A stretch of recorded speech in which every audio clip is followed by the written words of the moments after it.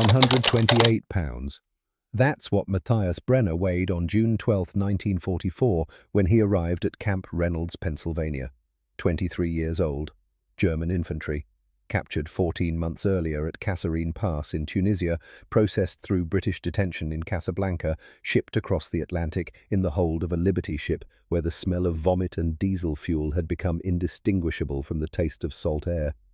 128 pounds on a frame that had once carried 170. He stood in the back of a canvas-covered truck, watching American farmland pass through the gap in the tailgate. Rolling hills, white fences, corn growing in straight rows that stretched to the horizon. The truck slowed as it entered a town called Altoona. Matthias expected barbed wire, guard towers, machine gun nests. What he saw instead were houses with porches, children on bicycles, women hanging laundry in backyards on a Tuesday afternoon in June. The truck stopped at a traffic light. A man in civilian clothes walked past carrying grocery bags. He glanced at the truck at the letters PW stenciled on the canvas in white paint and kept walking. No fear in his eyes, no anger. Just a glance the way you might look at a delivery truck or a postal van. Something ordinary on an ordinary day in a town that didn't seem to know there was a war happening. Matthias looked at the other prisoners in the truck. Ernst Zimmermann sat across from him, staring at the same houses the same ordinary Tuesday afternoon. Ernst was 25, a mechanic from Dresden. They'd met on the transport ship. Ernst had been the one to explain that the British weren't going to shoot them. That prisoner of war actually meant prisoner, not corpse. The light changed. The truck continued through Altoona and turned north onto a dirt road. 5 miles later they arrived at Camp Reynolds. The camp sat on 500 acres of former farmland. Wooden barracks arranged in neat rows. A perimeter fence 8 feet tall. Chain link, no electrification. 4 guard towers at the corners, 2 guards per tower. Matthias counted them as the truck pulled through the main gate. 8 guards total for a camp that would eventually hold 1,200 German prisoners. The math didn't make sense. The prisoners were processed at the administration building. Name, rank, serial number, medical examination, uniform exchange.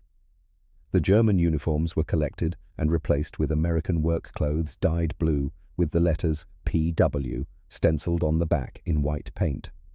Matthias was assigned to Barracks 7 Bunk 14. He walked across the compound carrying a blanket, a pillow, a towel, and a bar of soap. Real soap, not the grit-compressed sawdust they'd been issued in North Africa. The barracks had wooden floors, walls insulated against Pennsylvania winter's windows with screens, a coal stove at each end. 20 bunks per barracks, each bunk with a mattress and 2 blankets. Matthias had been sleeping on the ground for 16 months. Before that, in a cold water flat in Hamburg, where his mother hung blankets over the windows in winter because they couldn't afford curtains. He sat on the mattress and pressed his hand into it. It compressed under his weight and slowly expanded back.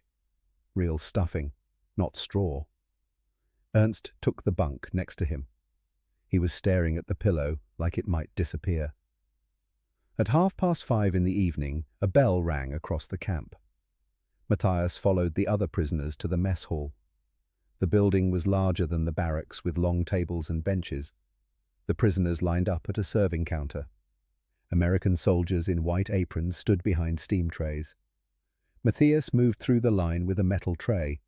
The first soldier put 2 pieces of fried chicken on his tray. The second added mashed potatoes. The third added green beans. The fourth added a roll with butter. The fifth added a slice of apple pie. Matthias stared at the tray. This was more food than he'd seen on a single plate since 1941. He sat at a table with Ernst and 4 other men from their transport. Nobody spoke. They ate. Matthias finished everything on his tray in 11 minutes. His stomach hurt. He wasn't used to eating that much at once. The other men were the same. One of them, a corporal named Friedrich, looked sick. He had eaten too fast after months of quarter rations in the British camps. After dinner, Matthias walked back to the barracks and lay on his bunk. His body felt heavy. His mind was trying to process what had just happened. He had expected punishment, deprivation, hard labor, and minimal rations. Instead, he had been given a bed, a pillow, and more food than German soldiers were getting on the Eastern Front. The propaganda had prepared him for cruelty, for starvation, for being worked to death in American mines or factories. The propaganda had not prepared him for fried chicken and apple pie. He thought about his mother in Hamburg, about what she was eating tonight. Probably nothing. The Red Cross parcels had stopped arriving months ago. The ration cards bought less each week. His younger brother Josef would be 17 now, old enough for conscription if the Wehrmacht was still drafting. Matthias hoped his mother had found a way to keep the boy out of uniform. He closed his eyes and tried to sleep, but his mind wouldn't settle. The mattress was too soft. The pillow was too clean. The air smelled wrong. No latrine stench. No unwashed bodies packed into a tent. Just the faint scent of pine from the walls and coal smoke from the stove. The next morning began at 6 with roll call in the compound, then breakfast in the mess hall. Scrambled eggs, bacon, toast, coffee. Real coffee, not the acorn substitute they'd been drinking in Germany since 1942. Matthias sat at the same table as the night before. Ernst sat across from him. Neither of them spoke. They were both staring at their plates. At the 4 thick strips of bacon arranged next to the eggs. Matthias picked up a piece. The fat had rendered in the pan, leaving the edges crispy and dark. He could smell its salt and smoke and something sweet like caramelized sugar. The smell filled the mess hall, mixing with the coffee and the toast. He hadn't smelled anything like this in 5 years. He bit into the bacon. The edge shattered, crispy and brittle. Then the fat melted, coating his tongue like warm silk. Salt exploded across his taste buds, followed by the smoke, followed by a subtle sweetness he'd forgotten food could have. He chewed slowly, feeling the texture change from crisp to tender, feeling the grease coat the inside of his mouth. He swallowed and closed his eyes. Christmas, 1939. His mother had cooked pork for dinner.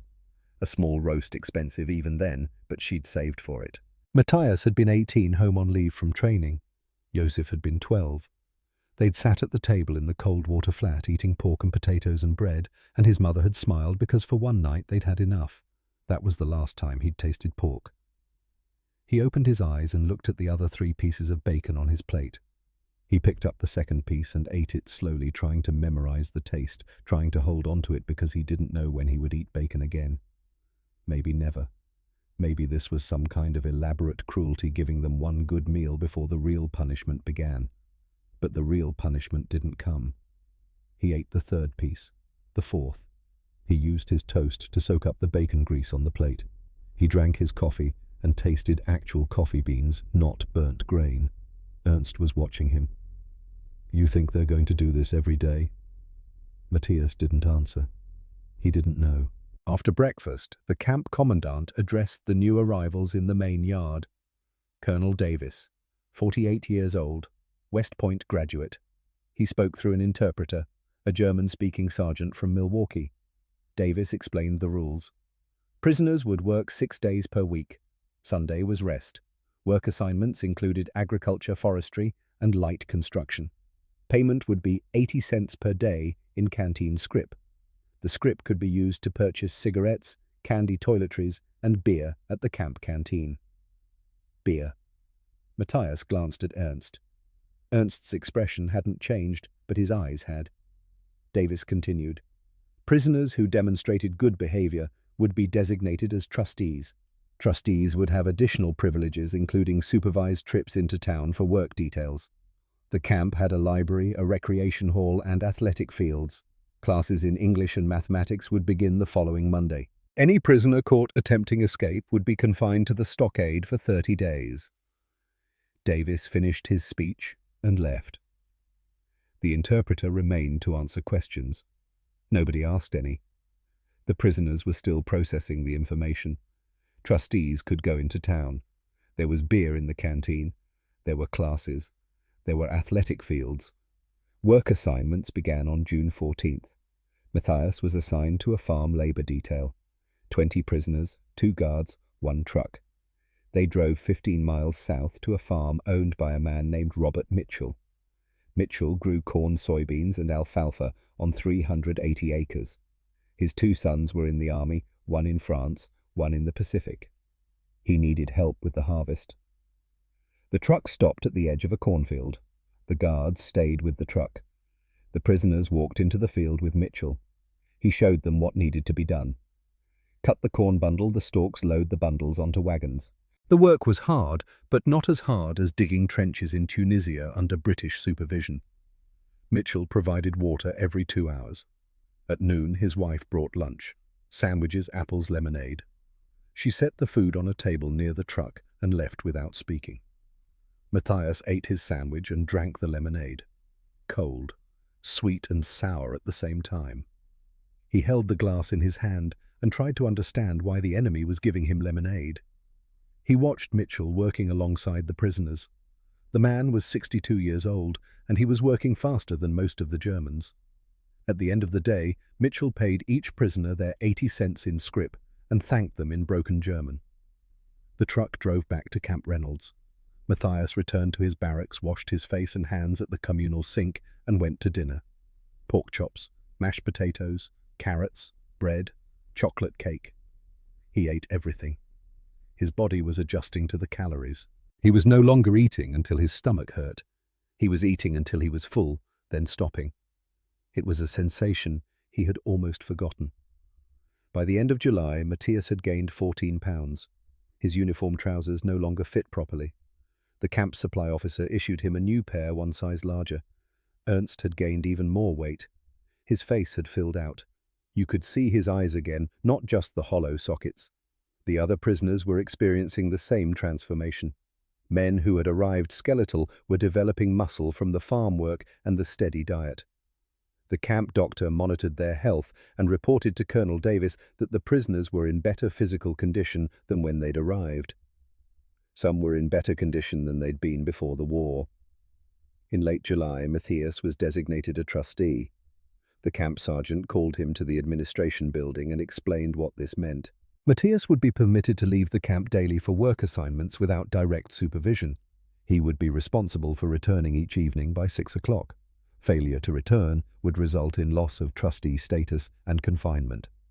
Matthias accepted the terms. The next morning he reported to the main gate at 7. A guard handed him a work permit and pointed to a truck waiting outside the fence.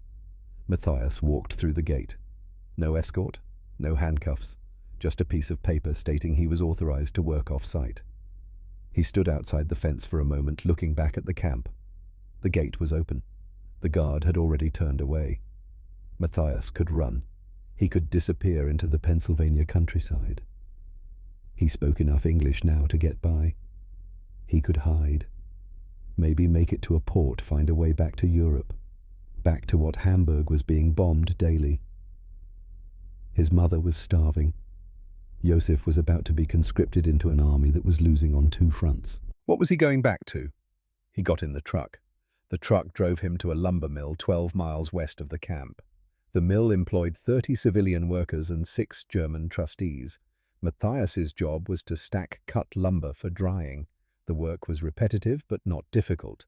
The mill foreman was a man named Everett Crane, 58 years old. He'd served in World War I France, 1918.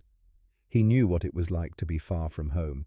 He treated the German prisoners the same way he treated his civilian workers: fair wages, fair hours, no harassment. At lunch, Matthias sat with the other trustees under a tree near the mill. They ate sandwiches they'd brought from camp and drank water from a well. The civilian workers sat nearby, eating their own lunches. Nobody spoke to the Germans, but nobody threatened them either. After 2 weeks at the mill, Crane approached Matthias during lunch break. His English was slow and deliberate. "Where are you from?" "Hamburg," Matthias answered. Crane nodded. "I was in France. Argonne Forest. Lot of German boys there." Matthias didn't know what to say. Crane sat down on a stack of lumber. "You work hard. You learn fast. That's good." He pulled out a sandwich wrapped in wax paper. "You eat lunch with me tomorrow. I bring extra." The next day, Crane brought 2 sandwiches. They ate together under the tree. Crane talked about the mill, about his family, about Pennsylvania. Matthias listened and tried to respond when his English was sufficient. By August, Matthias's English had improved significantly. He was attending classes at the camp 3 evenings per week. The instructor was a former high school teacher from Philadelphia, now serving as an Army education officer. The class had 20 students, all German prisoners, all learning English grammar, vocabulary and conversation. Matthias practiced with Ernst in the barracks after class. They spoke only in English, correcting each other's pronunciation and syntax. The other prisoners thought they were showing off. Matthias didn't care. He wanted to understand what the Americans were saying. He wanted to read the newspapers in the camp library. He wanted to know what was happening in the war. The newspapers told him what German radio had been hiding. The Allies had landed in Normandy. They were pushing across France. The Red Army was advancing from the east. Germany was losing. Matthias read the articles and felt nothing. No patriotic outrage, no desire to escape and rejoin the fight. Just relief that the war might end before Joseph turned 18. He had received one letter from his mother since his capture. The Red Cross had delivered it in March. She wrote that Joseph was healthy and attending school. She did not mention food shortages or air raids. Matthias knew she was protecting him from the truth. He wrote back every month, short letters describing camp life in neutral terms. He did not mention the fried chicken or the apple pie or the fact that he now weighed 142 pounds. He did not mention that he slept in a heated barracks or that he earned 80 cents per day. He did not mention that American guards sometimes played cards with prisoners in the recreation hall. He wrote that he was safe and healthy and hoped to see her soon. On September the 3rd, Matthias's work detail changed. The lumber mill had completed its seasonal contracts. Matthias was reassigned to a construction crew working on a new school building in Altoona. The crew consisted of 8 German trustees and a civilian foreman named Clayton Ashford. Ashford was 51 years old, a master carpenter, second-generation American parents from England. He'd built half the houses in Altoona over the past 20 years. His wife had died 2 years earlier from cancer. He had one daughter, 16 years old, still in school. Ashford spoke no German. Matthias spoke enough English to translate for the other prisoners. Ashford gave instructions. Matthias translated. The prisoners executed. The work was skilled labor, framing, roofing, finish, carpentry. Ashford was a perfectionist. He inspected every joint, every nail, every measurement. If something wasn't right, he made them redo it. Matthias respected this. Ashford wasn't being cruel. He was maintaining standards. By the end of September, the school's frame was complete. Ashford invited the crew to his house for Sunday dinner. He cleared it with the camp commandant first. 8 German prisoners, 1 civilian foreman, 1 Sunday afternoon. Colonel Davis approved the request with conditions. The prisoners would be accompanied by 2 guards. They would return to camp by 6 o'clock. Ashford agreed. On Sunday, September the 24th, Matthias and 7 other trustees arrived at Ashford's house in Altoona. The house was a 2-story brick building on a tree-lined street. Ashford had prepared a meal for 12 people. Roast beef, potatoes, carrots, bread, ale. There was no wife to cook. Ashford had done it himself. The dining room table wasn't large enough for everyone. Ashford set up a second table on the back porch. The prisoners sat with Ashford, his daughter Sarah, and the 2 guards. Ashford served the food. He poured the ale, English ale, dark and bitter. Matthias had not tasted ale since 1942. He drank slowly, savouring it. The conversation was limited by language barriers, but the atmosphere was warm. Sarah asked Matthias if he had any siblings. Matthias explained about his brother. She asked if he missed home. Matthias said yes. She asked if he would go back to Germany after the war. Matthias said he didn't know. After dinner, Ashford showed the prisoners his workshop in the garage. Tools organized on pegboards, lumber stacked along the walls, a workbench with a vise and a lathe. Matthias stood in this garage and realized he was more comfortable here than he had been anywhere in the past 5 years. This was not a battlefield. This was not a trench. This was not a prison camp. This was a civilian home where a man worked with his hands and built things that lasted.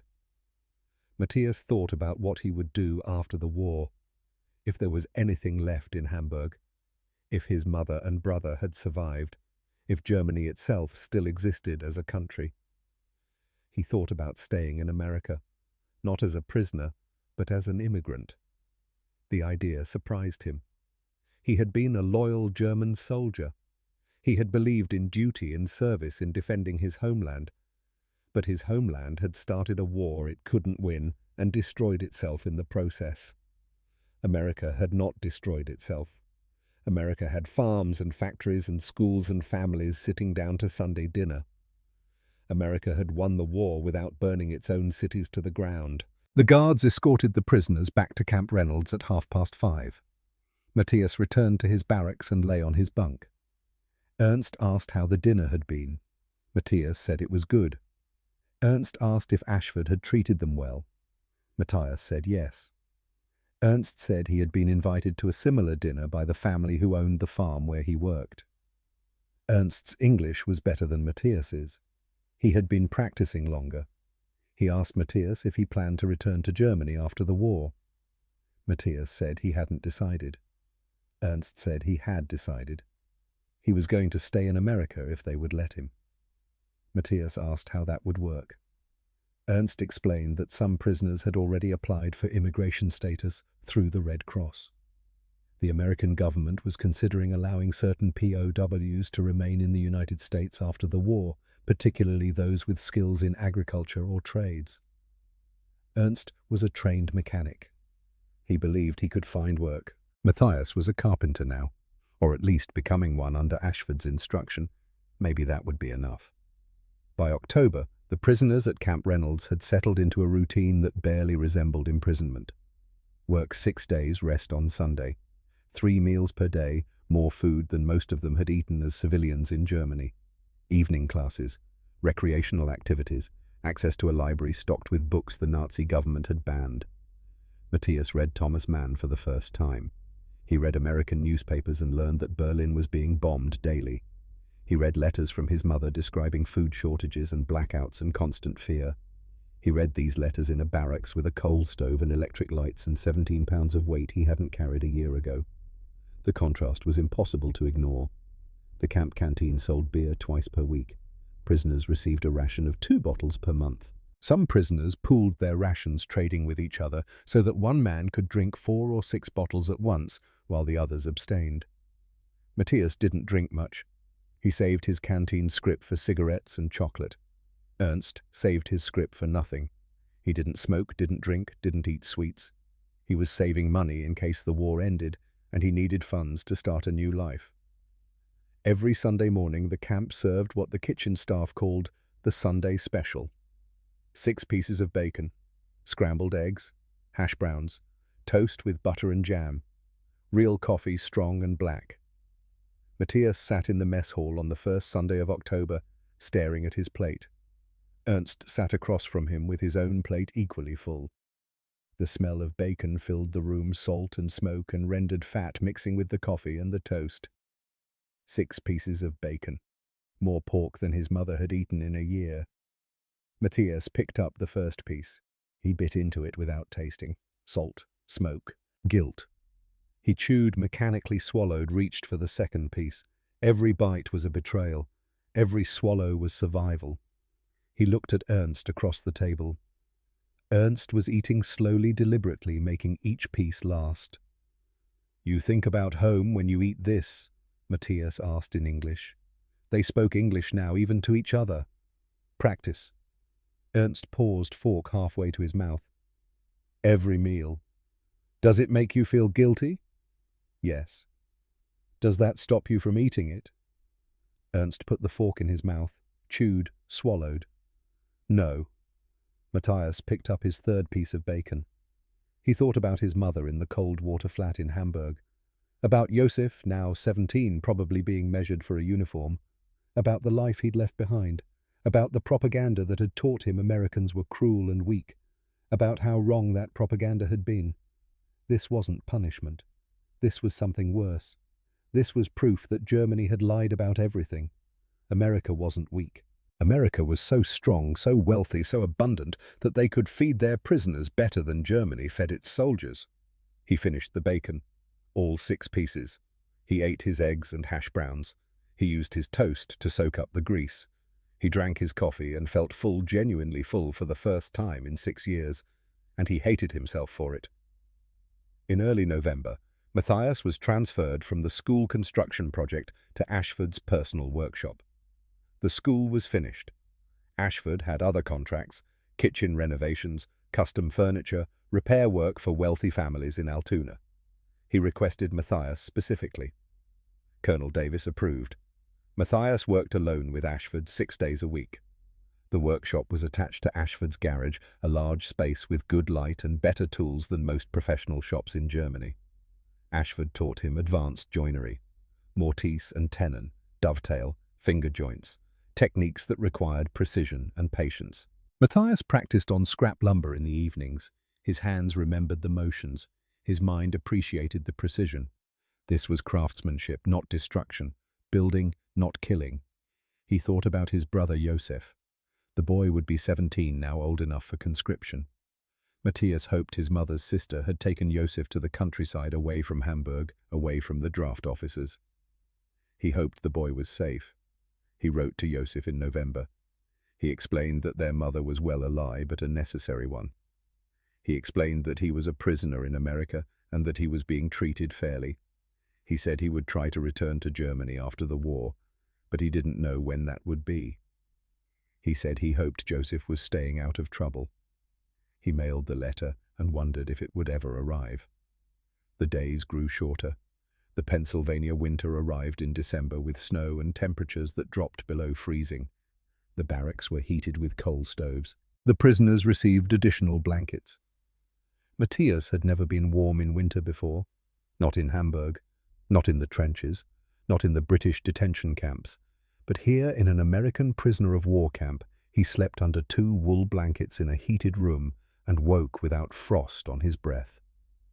Christmas came. The camp organized a celebration. The mess hall was decorated with pine branches and paper ornaments. The kitchen staff prepared a special meal: roast turkey stuffing, mashed potatoes with gravy, cranberry sauce rolls, pumpkin pie. Matthias sat at his usual table with Ernst and 8 other men from their barracks. They ate until they couldn't eat any more. After dinner, prisoners performed music and skits in the recreation hall. One group had formed a small orchestra with instruments provided by the Red Cross. They played German folk songs and American jazz. Matthias sat in the back row and listened. He thought about his mother and brother in Hamburg. He thought about what they were eating for Christmas. Probably nothing. The Red Cross parcels had stopped arriving in Germany months ago. The transportation infrastructure had been destroyed by Allied bombing. His family was likely surviving on ration cards and whatever black market food they could afford. Matthias had written them a letter 3 weeks earlier. He described the camp in general terms. He mentioned that he was healthy and working.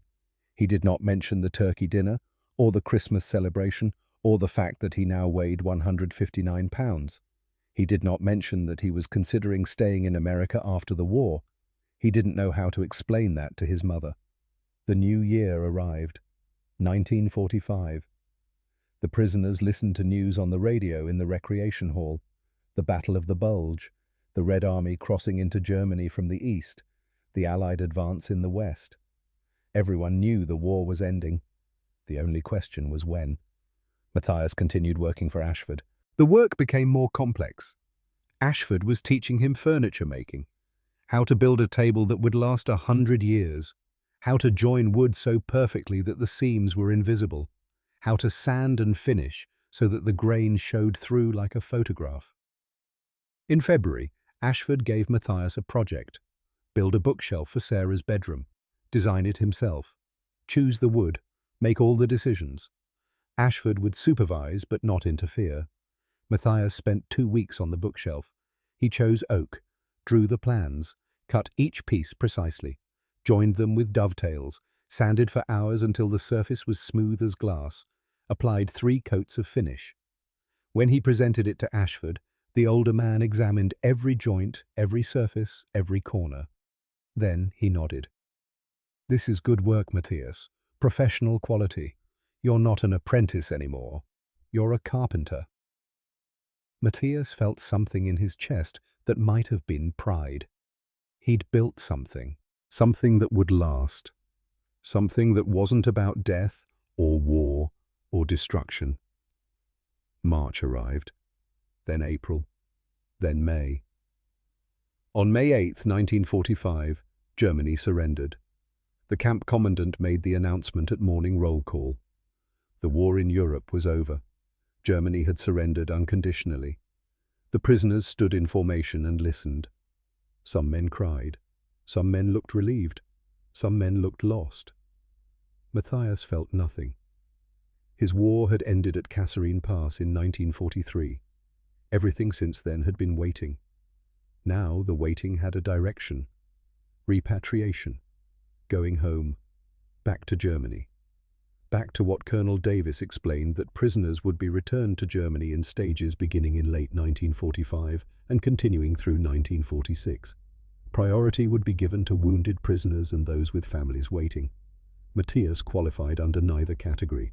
He would likely be among the last groups repatriated. Davis also announced that prisoners who wished to apply for immigration status could do so through the camp administration. Applications would be reviewed by the State Department. Approval was not guaranteed. Matthias thought about this, about staying in America, about building furniture for the rest of his life, about never seeing Hamburg again, about never facing his mother and trying to explain why he'd gained 60 pounds while she starved. He didn't apply. Not yet. He needed to know if his mother was still alive first. The summer of 1945 was the longest of Matthias's life. He worked for Ashford. He attended English classes. He read newspapers. He waited for mail from Germany that never came. The Red Cross had stopped delivering letters. The German postal system had collapsed. There was no way to know if his mother and brother were alive. On August the 6th, 1945, Matthias was working in Ashford's shop cutting dados for a bookshelf when Ashford came in from the house carrying a newspaper. "You need to read this," Ashford said. Matthias set down his saw and took the paper. The headline was 3 inches tall. "Atomic bomb dropped on Hiroshima." Below that, in smaller type, "New weapon destroys. Entire city. 80,000 dead, instantly." Matthias read the article standing at the workbench. He read it twice, trying to understand the numbers. 80,000 people, dead in 1 second. A bomb the size of a car that destroyed a city the size of Altoona. He set the paper down and looked at Ashford. "They'll drop another one if Japan doesn't surrender," Ashford said. "Then another, until there's nothing left." Matthias nodded.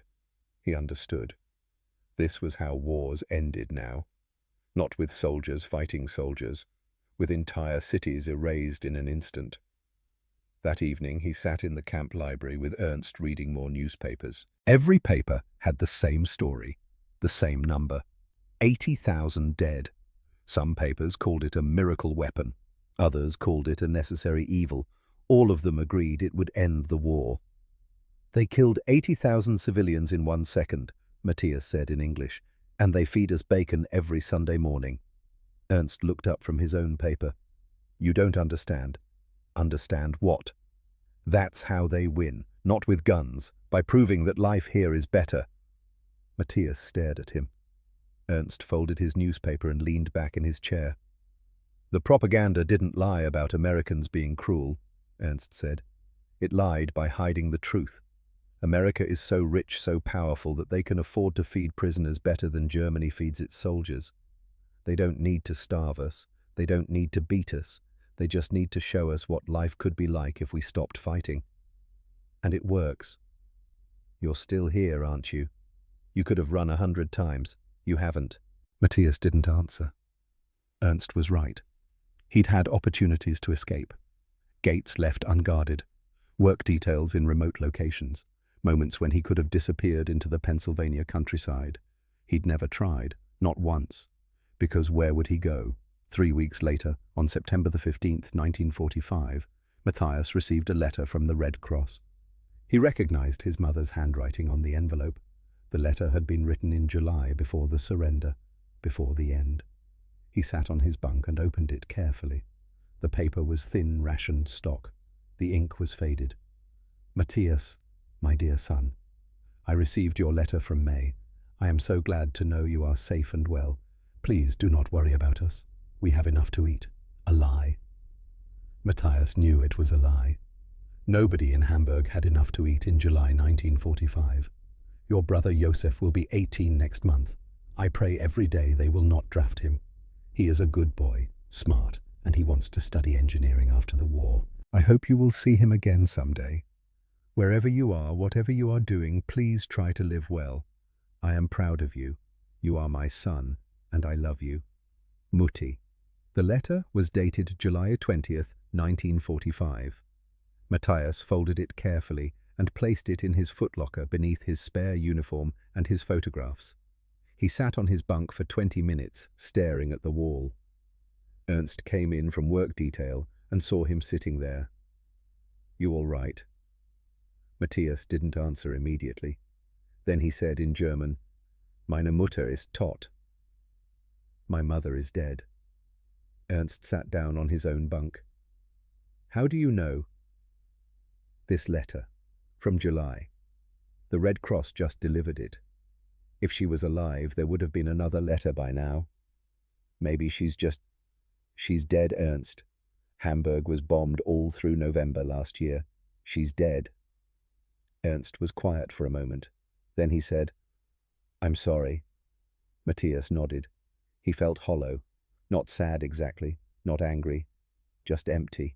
His mother had been dying slowly for years. Starvation, air raids, the constant fear. He'd known this was coming. He'd prepared himself for it. But preparation didn't make it hurt less. That night, Matthias did not go to dinner. He lay on his bunk and thought about Hamburg. The cold water flat where he'd grown up. His mother working in a textile factory. His father dead from pneumonia in 1936. His mother raising 2 sons alone through the Depression, through the rise of the Nazi Party, through the war.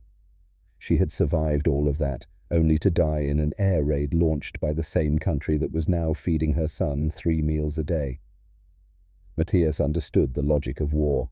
Strategic bombing, civilian casualties, total war. He understood it intellectually, but emotionally he couldn't reconcile the fact that American pilots had killed his mother while American cooks were serving him 6 pieces of bacon every Sunday morning. Work continued. Matthias returned to Ashford's workshop the next day. Ashford noticed that Matthias was quieter than usual. He asked if something was wrong. Matthias explained that his mother had died. Ashford stopped working. He put down his hammer and sat on a stack of lumber. Take the day off, he said. I'd rather work. Ashford understood.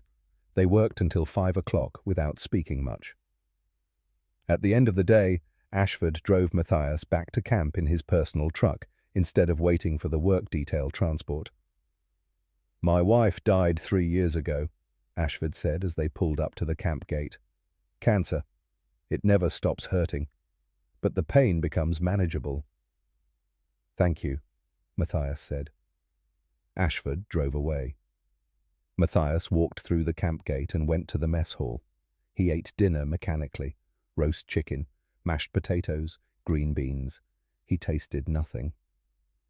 On November 22nd, 1945, Camp Reynolds organized a Thanksgiving celebration.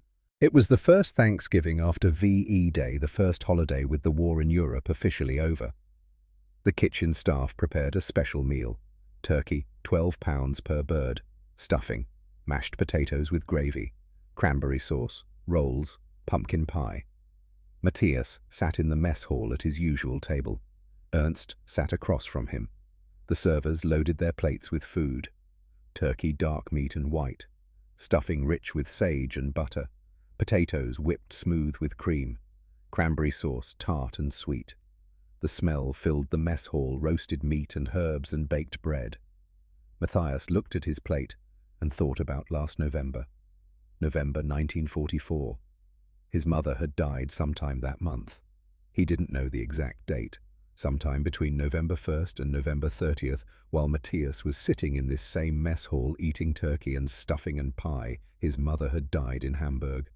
Probably in an air raid. probably buried in rubble, probably starving even before the bombs fell. He picked up his fork and cut into the turkey. The meat was tender, falling apart under the slightest pressure. He put a piece in his mouth. It was perfectly cooked, juicy, flavored with salt and pepper and some herb he didn't recognize. He chewed and swallowed, but he might as well have been eating sawdust. He looked at the rest of his plate, at the mound of potatoes with a pool of gravy, at the stuffing glistening with butter, at the cranberry sauce deep red against the white plate. His mother had starved to death. He was eating a feast. Same time, same world, same war. How was he supposed to live with this? He set down his fork and stood up. He walked out of the mess hall, leaving his full plate on the table. Ernst called after him, but Matthias kept walking. He crossed the compound to his barracks and lay on his bunk, staring at the ceiling. Ernst came in 5 minutes later. "It's not your fault." "I know." "Then why?" "Knowing doesn't make it stop, Ernst." "Knowing doesn't make me stop feeling guilty." Ernst sat on his own bunk. "What do you want to starve yourself to refuse the food? Would that bring her back?" "No." "Then what good does the guilt do?" Matthias didn't answer. He knew Ernst was right. Guilt was useless. It changed nothing. His mother was dead. He was alive. Refusing to eat wouldn't honor her memory. It would just be another waste. But knowing that didn't make the guilt disappear. In December, Colonel Davis made an announcement at morning roll call. Repatriation would begin in January 1946. Prisoners would be returned to Germany in stages, beginning with the wounded and those with families waiting. The process would continue through the summer of 1946. Davis also announced that prisoners who wished to remain in the United States could apply for immigration status through the camp administration. Applications would be reviewed by the State Department. Approval was not guaranteed. Matthias decided to apply. He had nothing waiting for him in Germany. His mother was dead. His father had been dead for 9 years. Josef was 17, almost 18, nearly an adult who didn't need an older brother. The cold water flat in Hamburg was probably rubble. The city itself was probably rubble. He had skills now. 3 years of English classes, American friends, or at least people who didn't hate him. He had Clayton Ashford, who'd offered him a job after the war.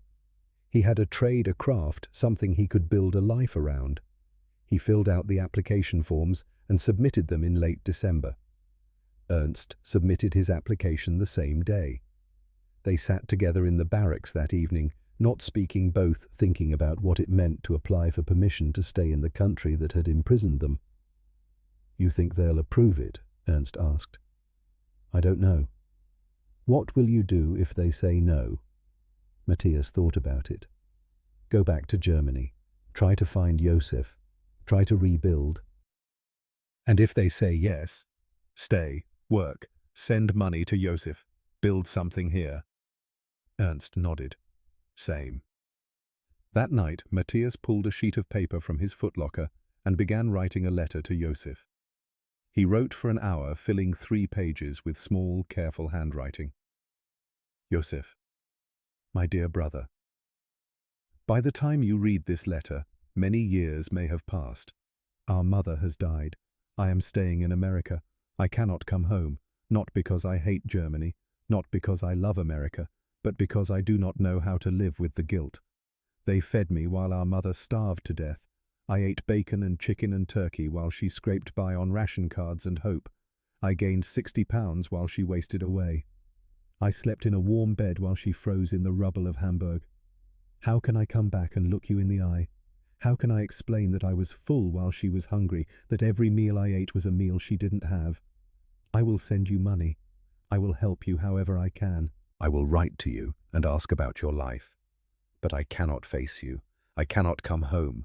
I cannot stand in the ruins of Hamburg and pretend that I suffered the way our mother suffered. If you ask me whether I love America, I do not know. I only know that I cannot live in Germany anymore. Please live well. Please study engineering. Please have a family and give them the life our mother wanted for us. Please remember her. And please forgive me. Matthias. He folded the letter carefully and placed it in his footlocker. He did not mail it. The Red Cross censored all outgoing mail, and he didn't want them reading this. He didn't want anyone reading this. This was between him and Joseph, and it would wait until he could deliver it properly. If he could ever deliver it properly. On March 15th, 1946, Matthias received his answer from the State Department. His application had been approved. He would be permitted to remain in the United States as a resident alien with a path to citizenship after 5 years of continuous residence. He would be released from Camp Reynolds on August the 12th, 1946. Ernst received the same answer on the same day. Both men would be free in 5 months. Matthias sat on his bunk that evening, holding the approval letter in his hands. He read it 3 times, making sure he understood every word. He was going to stay in America. He was going to become an American. He was going to leave Germany behind, leave Hamburg behind, leave his mother's grave behind, wherever that grave was, if there even was a grave. He thought about the letter in his footlocker. The letter to Joseph. He should mail it now before the release, before he lost the chance. But he couldn't. The words were too raw, too honest. If the censors read it, they might change their minds. They might decide he was unsuitable for immigration, too damaged, too guilty, too... He left the letter in the footlocker. The months passed. April, May, June, July. Matthias continued working for Ashford, learning more about carpentry, saving his wages in camp scrip. Ernst worked on his farm, learning more about American agriculture, planning his future. On August 11th, 1946, the night before his release, Matthias lay on his bunk and thought about the past 2 years. He thought about arriving at Camp Reynolds weighing 128 pounds, about the first meal of fried chicken and apple pie, about the bacon that had tasted like silk and sin, about his mother's letter from July 1945, about the guilt that sat in his chest like a stone, heavy and permanent.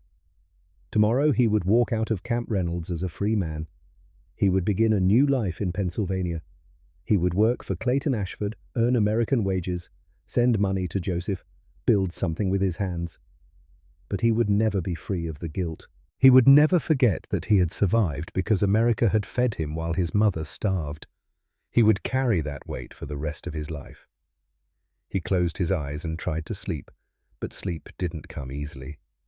When it finally did, he dreamed of Hamburg, of the cold water flat, of his mother's face, of bacon sizzling in a pan, the smell of salt and smoke filling the air, and his mother's voice asking him if he was hungry. He woke before dawn, sweating, the dream fading, but the guilt remaining solid and real and permanent. On August 12, 1946, Matthias Brenner walked out of Camp Reynolds as a free man. He had entered the camp on June 12, 1944, weighing 128 pounds. He left weighing 187 pounds. 59 pounds gained over 2 years and 2 months. 59 pounds of bacon and chicken and turkey and pie. 59 pounds of guilt.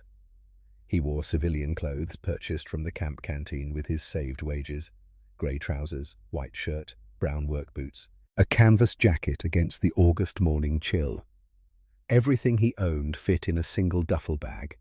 2 changes of clothes, toiletries, a photograph of his mother from 1938, the letters she'd sent him, and the letter he'd written to Joseph that he'd never mailed. Clayton Ashford was waiting outside the gate in his truck. Matthias threw his duffel bag in the back and climbed into the passenger seat. They didn't speak. Ashford started the engine and drove into Altoona. The town looked the same as it had 2 years ago when Matthias had first seen it through the gap in the canvas-covered transport truck. White houses with porches, children on bicycles, women hanging laundry. But Matthias was different now. Then he'd been a prisoner watching enemy territory. Now he was a resident. This was going to be his home. Ashford drove to a boarding house on the east side of town. 3 stories, white clapboard siding, a front porch with rocking chairs. A sign in the window, rooms for rent. Ashford had arranged everything. $9 per week for a single room on the 2nd floor. Matthias followed the landlady, Mrs. Henderson, up a narrow staircase. She was 70 years old, a widow, and she spoke loudly because she assumed all foreigners were deaf. She showed him the room, 10 feet by 12 feet, a single bed, a dresser, a sink in the corner, a window overlooking the street. "Bathrooms down the hall," Mrs. Henderson shouted. "Shared with 3 other tenants, no cooking in the rooms, breakfast included, rent due Monday mornings." "Yes, ma'am," Matthias said. She looked at him suspiciously. "You speak English good." "I've been practicing." "You one of them prisoners from the camp?" "Yes, ma'am." She nodded, as if this confirmed something she'd suspected. "Long as you pay your rent on time and don't cause trouble, we won't have problems." "No problems," Matthias agreed. She left. Matthias set his duffel bag on the bed and looked around the room. This was his home now, not a barracks, not a tent, not the cold water flat in Hamburg, a room in Pennsylvania where nobody was shooting at him and nobody was starving. He unpacked his belongings, clothes in the dresser, toiletries on the sink, the photograph of his mother on top of the dresser propped against the wall. His mother at 35 standing in front of their building in Hamburg, smiling because someone had told her to smile for the camera. He sat on the bed and looked at the photograph. She'd been dead for almost 2 years. He hadn't been there, hadn't buried her, hadn't said goodbye. He'd been sitting in a mess hall eating turkey while she died in the rubble of Hamburg. He closed his eyes and took a breath, then another. Then he stood up and walked to the window. The street below was quiet. A few cars, a few pedestrians. Normal life in a normal town in August 1946. This was his life now. He started work the following Monday. Ashford paid him $1.25 per hour union scale for a carpenter's apprentice. 10 hours per day, 6 days per week. $75 per week. Matthias saved $50 and sent $15 to Josef through the Red Cross. He kept $10 for expenses, rent, food, cigarettes, occasional beer. He wrote to Josef every month. Short letters explaining that he was living in America, working in construction, saving money. He asked about Josef's plans. He asked if Josef needed anything. He sent money regardless of the answer. Josef wrote back in October. He was living with their aunt in the countryside outside Hamburg. He was 18 now, but the war was over and he hadn't been conscripted. He was finishing school and planned to study engineering at university. He said their aunt was taking good care of him. He said Matthias didn't need to send money. Matthias sent it anyway. Ernst found work on a farm 60 miles north of Altoona. He wrote to Matthias occasionally. The letters described long days, hard work and satisfaction. Ernst had met a woman, the daughter of the farm owner. They were talking about marriage. Matthias was happy for him. Ernst deserved happiness. Ernst hadn't lost his mother to American bombs while eating American bacon. Ernst's guilt was different, smaller, manageable. The seasons changed. Fall came to Pennsylvania. The leaves turned red and gold. The air grew cold. Matthias worked 6 days a week learning carpentry from Ashford, learning America from everyone else. He learned about baseball by listening to games on the radio. He learned about American politics by reading newspapers. He learned about American food by eating at diners and cafeterias. But he never ordered bacon. He couldn't. Every time he saw bacon on a menu, he thought about his mother, about the Sunday mornings in the Camp Reynolds mess hall, about the smell of salt and smoke, about the way the fat melted on his tongue while his mother starved 3,000 miles away. He ordered eggs, toast, sometimes sausage, never bacon. In 1947, Ashford promoted him to journeyman carpenter. The pay increased to $1.75 per hour. Matthias could afford to move out of the boarding house. He rented a small apartment on the second floor of a building near downtown Altoona. The apartment had a kitchen, a bathroom, and a bedroom. His own space. His own bathroom. No shared facilities. He bought furniture from a second-hand store, a table and 2 chairs, a bed, a radio. He listened to baseball games on the radio and tried to understand the rules. He still didn't fully understand baseball, but he understood that Americans cared about it deeply, and caring about it made him feel more American. He hung his mother's photograph on the wall above the dresser. She watched him from 1938 forever, 35, forever smiling, forever alive. In 1950, Matthias became an American citizen. He took the oath at the courthouse in Altoona on a Tuesday morning in March. Clayton Ashford and his daughter Sarah attended the ceremony. There were 15 other people taking the oath, Poles, Italians, Irish, one other German. They raised their right hands and swore allegiance to the United States of America. Matthias spoke the words clearly in English without an accent. He'd been practicing for 6 years. After the ceremony, Ashford took him to dinner at an Italian restaurant downtown. They sat in a booth near the back. Ashford ordered wine. They toasted Matthias's citizenship. "You earned this," Ashford said, "through hard work. That's all America requires." "Thank you," Matthias said, "for everything. The job, the training, the recommendation to the immigration board." Ashford waved it off. "You did the work. I just gave you the opportunity." They ate dinner. Veal parmesan, pasta, bread, wine. Matthias paid with his own money, his own American dollars earned with his own American labor. He was an American citizen now. He had the papers to prove it. But he still dreamed in German. He still thought in German when he was tired. He still saw his mother's face when he closed his eyes. One morning in 1952, Matthias stopped at a diner on his way to a job site. He sat at the counter and looked at the menu. Eggs, bacon, sausage, pancakes, hash browns, the usual American breakfast options. The waitress came over. Young woman, early 20s, friendly smile. "What can I get you, hon?" "Scrambled eggs, toast, coffee." She wrote it down. "You want bacon or sausage with that?" Matthias looked at the menu. Bacon. 2 strips for 20 cents. He could afford it. He could order it. It was just food, just breakfast. But he couldn't. "No, thank you. Just eggs and toast." The waitress looked at him oddly. "You sure bacon's real good here?" "I'm sure." She shrugged and walked away.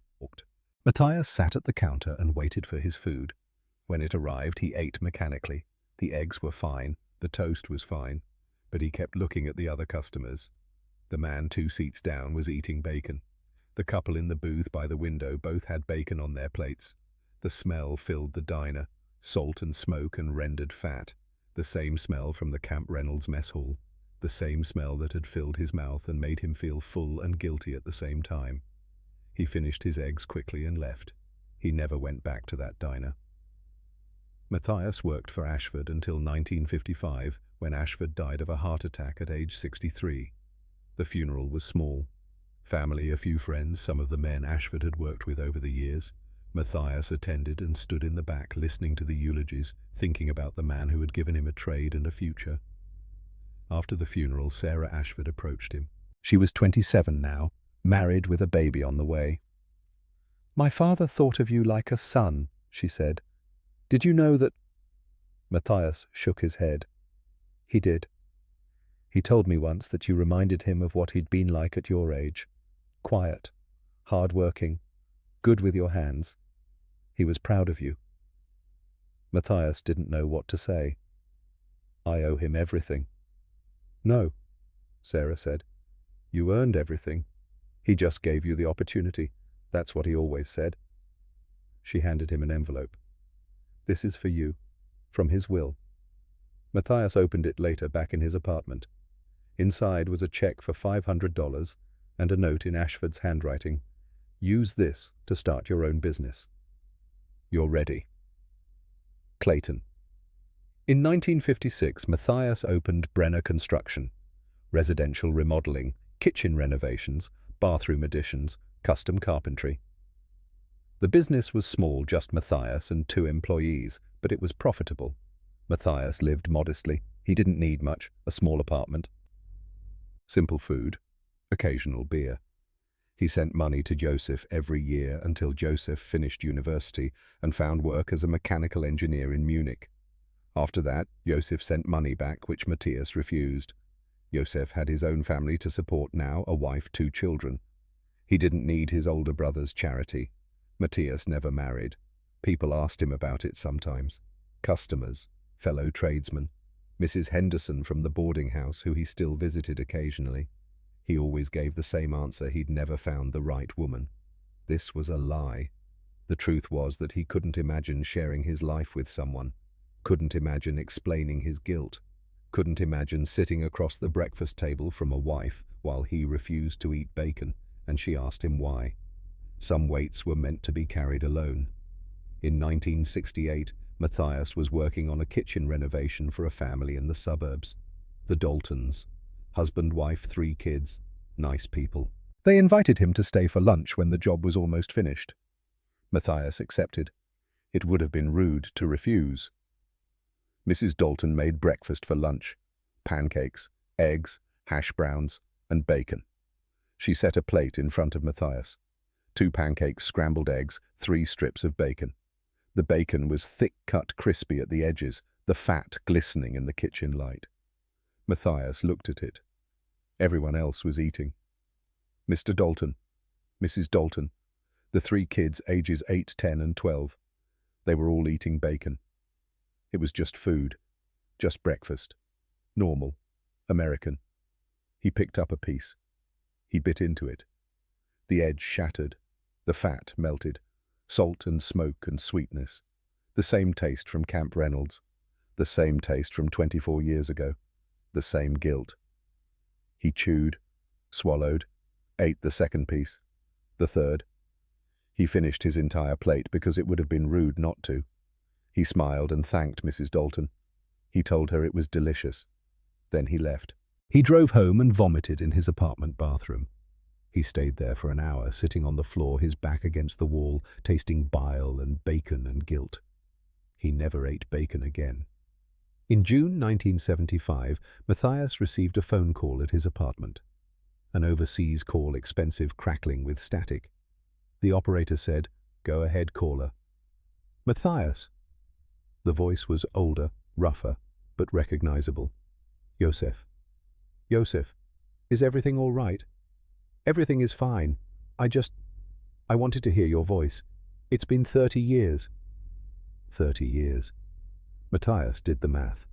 The last time they'd seen each other, Joseph had been 12 years old. Now Joseph was 48, a middle-aged man with children of his own. "How is your family?" Matthias asked. "Good. Healthy. My daughter is studying medicine. My son is in secondary school."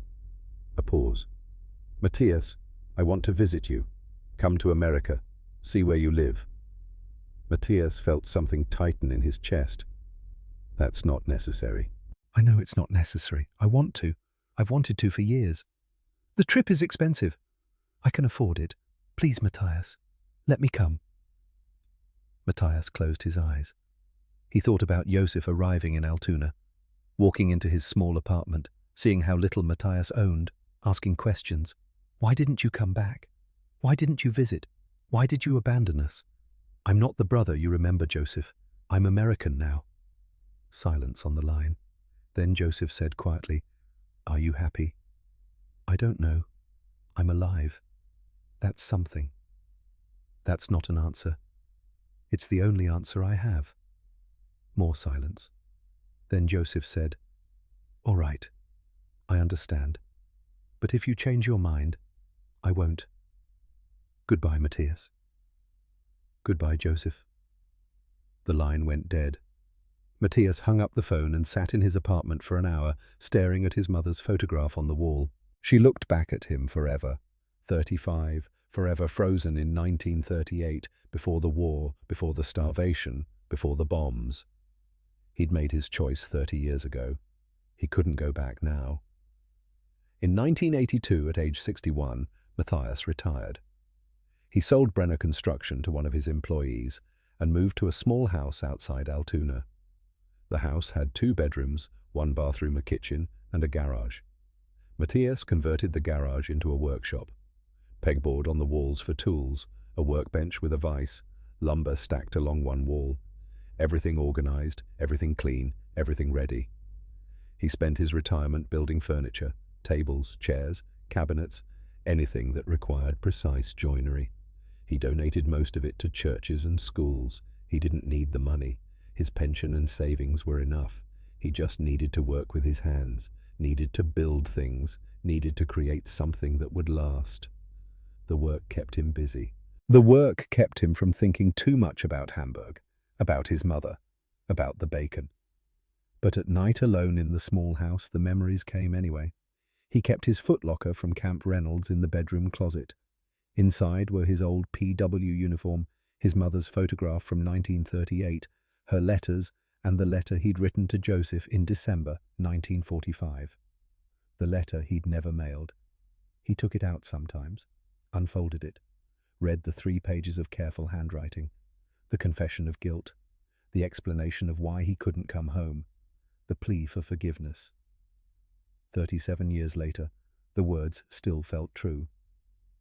In 1997, a local historian contacted Matthias.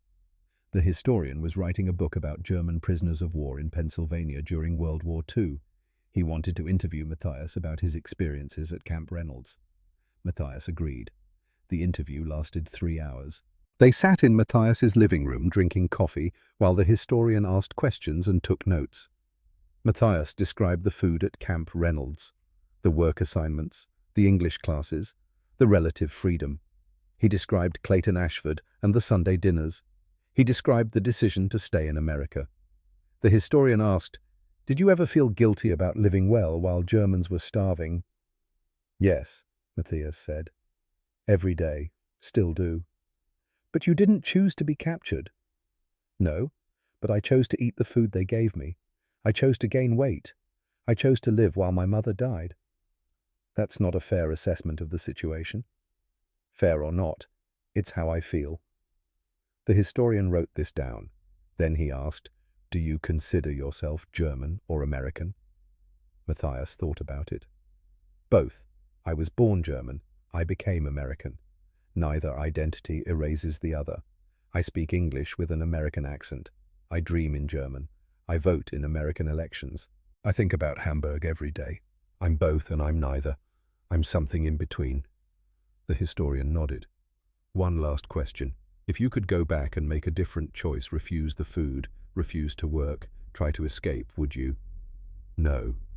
"Why not?" "Because I'm still alive. My mother is dead. My father is dead. Most of the men I served with are probably dead. But I'm alive. I survived. That has to mean something." "What does it mean?" Matthias looked at his mother's photograph on the wall. "I don't know yet. Maybe I'll figure it out before I die." The book was published in 1998. Matthias received a copy in the mail. He read the chapter about himself. It was accurate, fair. It described a man who'd weighed 128 pounds when captured and 187 pounds when released. A man who'd been fed so well as a prisoner that he'd gained 59 pounds. A man who'd been treated so decently that he chose to stay in the country that had imprisoned him. Matthias read the chapter twice, then put the book on a shelf in his living room. He never opened it again. On March 17, 1989, Matthias Brenner died in his sleep at the age of 68. The official cause was lung cancer. He'd smoked since the war, 2 packs a day for 45 years. The doctors had warned him to quit. He'd tried once in 1970 and lasted 3 days before the cravings drove him back to cigarettes. He died alone in the small house outside Altoona. The mailman found him 2 days later when the mail piled up and nobody answered the door. Matthias had no wife, no children, no close friends. His estate went to the city of Altoona by default. A government worker was assigned to clear out the house and prepare it for sale. The worker found the footlocker in the bedroom closet. It was locked. The worker broke the lock with a pry bar. Inside, he found a faded blue uniform with the letters PW stenciled on the back, a photograph of a woman from the 1930s, several letters written in German, and one letter, 3 pages written in English, dated December 1945.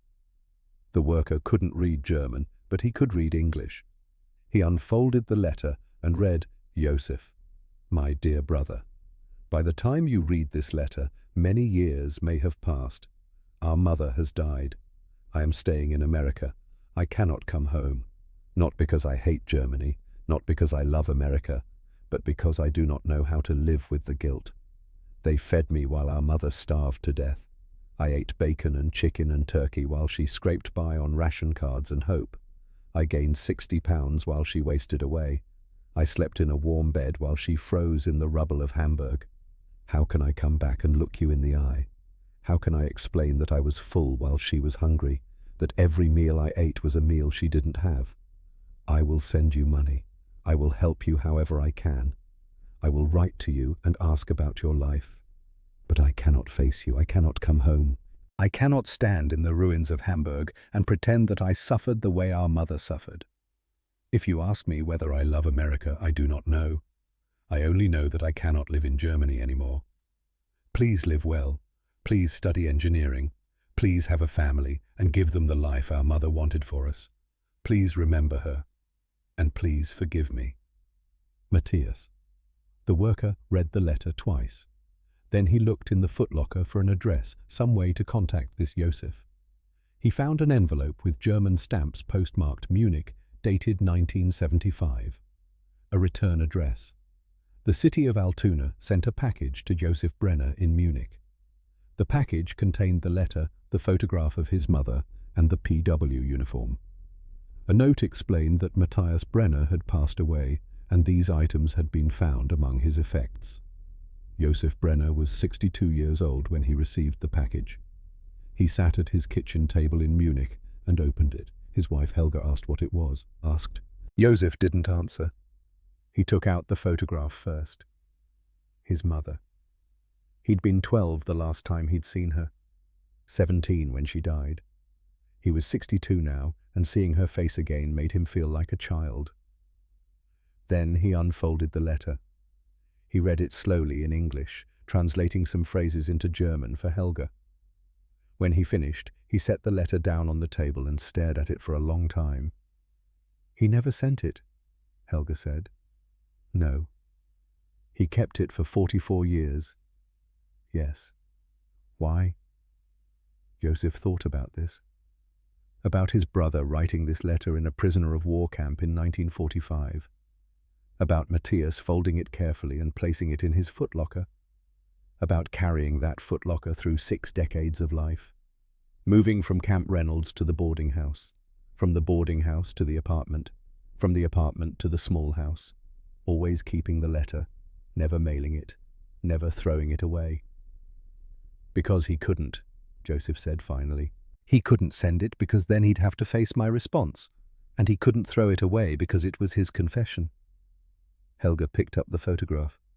"She looks kind." She was. She worked herself to death trying to keep us fed. And Matthias knew that. He knew she was starving while he ate. That's what killed him. Not the war, not the imprisonment, the guilt. Do you think he ever forgave himself? Josef looked at the letter again, at his brother's careful handwriting, at the apology that had taken 44 years to reach him. "No," he said. "I don't think he did." Josef folded the letter and placed it with his mother's photograph. He would frame them both, hang them in the hallway. His mother at 35 smiling, his brother's confession beside it, 2 pieces of a family destroyed by war, and bacon.